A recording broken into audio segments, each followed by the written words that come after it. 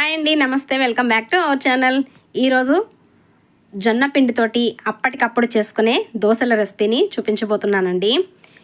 ముందు రోజు ఎటువంటి ప్రిపరేషన్ లేకుండా ఇవి అప్పటికప్పుడు తయారు చేసుకోవచ్చు. వీటిని ఎలా ప్రిపేర్ చేసుకోవాలి ఇప్పుడు చూసేద్దాం రండి. ఒక బౌల్లోకి ఒక 2 కప్పుల వరకు జొన్న పిండి తీసుకుంటున్నానండి.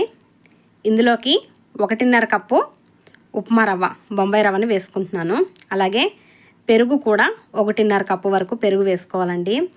ఇది ఒకసారి మిక్స్ చేసుకుని దీంట్లోకి సరిపడగా నీళ్లు వేసుకుని కలుపుకోవాలండి. నీళ్లు ఇన్నే పడతాయి అని కొలతేమీ లేదండి. మనం కలుపుకునేటప్పుడు దీంట్లోకి సరిపడగా నీళ్లు వేసుకుని పిండిని కలుపుకోవాలి. ఈ పిండిని మనం అప్పటికప్పుడు ఇలా మిక్స్ చేసుకుని ఒక 10 నిమిషాల్లో మనం దోశలు కానీ ఈ పిండితోటి ఇడ్లీ కూడా తయారు చేసుకోవచ్చండి. మసాలా దోశ కూడా వేసుకోవచ్చు. ముందు రోజు మనం పప్పు నానబెట్టాలి, రుబ్బుకోవాలి అనేది ఏమీ అవసరం లేదు. చక్కగా అప్పటికప్పుడు ఈ పిండితోటి మనం ఇడ్లీ, దోశ, ఊతప్పం ఏదైనా కూడా ప్రిపేర్ చేసుకోవచ్చండి. చాలా టేస్ట్గా బాగుంటాయి. చూడండి, పిండి అనేది మనకి ఈ కన్సిస్టెన్సీలో ఉండాలన్నమాట. ఇలా కలుపుకొని ఈ పిండిని మనం ఒక 10 నిమిషాల పాటు పక్కన పెట్టుకోవాలి. నేను 10 నిమిషాల తర్వాత చూపిస్తున్నాను చూడండి. రవ్వ అది మనకి చక్కగా నానిపోయిందనమాట. ఇప్పుడు ఇందులోకి టేస్ట్కి సరిపడగా ఉప్పు, అలాగే ఒక 1/2 స్పూన్ వంట సోడా వేసుకుంటున్నానండి. మీరు దీని ప్లేస్లో ఈనో అయినా కూడా వేసుకోవచ్చు. ఇది యాక్టివ్ అవడం కోసం కొద్దిగా నీళ్లు వేసుకుని ఈ పిండిలో అంతా కలిసేటట్టుగా ఇలా అంతా మిక్స్ చేసుకోవాలి. ఇలా అంతా కలిపేసుకుని దీన్ని మనం నచ్చినట్టుగా ఇడ్లీ అయినా దోశ అయినా వేసుకోవచ్చు.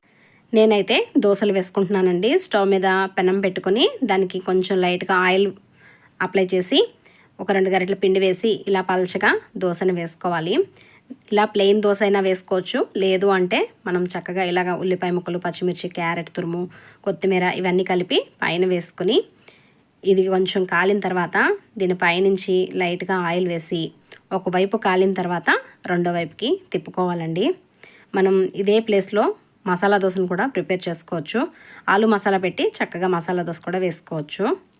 ముందు రోజు ఎటువంటి ప్రిపరేషన్ లేకపోయినా ఇలా అప్పటికప్పుడు ఇలా జొన్న దోశల్ని ప్రిపేర్ చేసుకోవచ్చండి.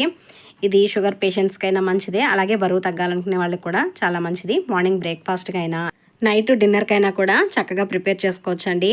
అప్పటికప్పుడు 10 నిమిషాల్లో ఇలా దోశలు వేసుకోవచ్చు. ఇవి మామూలు దోశల్లాగానే చాలా మెత్తగా టేస్ట్గా బాగుంటాయండి.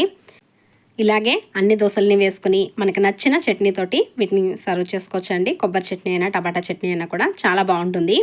నేనైతే వీటిని కొబ్బరి చట్నీతోటి సర్వ్ చేసుకుంటున్నాను. చూడండి ఎంత మెత్తగా సాఫ్ట్గా వచ్చినాయో దోశలు. ఇది ఫ్రెండ్స్ ఈరోజు వీడియో. ఈ వీడియో మీకు నచ్చిందని అనుకుంటున్నాను. నచ్చితే ఒక లైక్ చేసి నా ఛానల్ని సబ్స్క్రైబ్ చేసుకోండి. మరొక మంచి వీడియోతో మీ ముందుంటాను. బాయ్ అండి.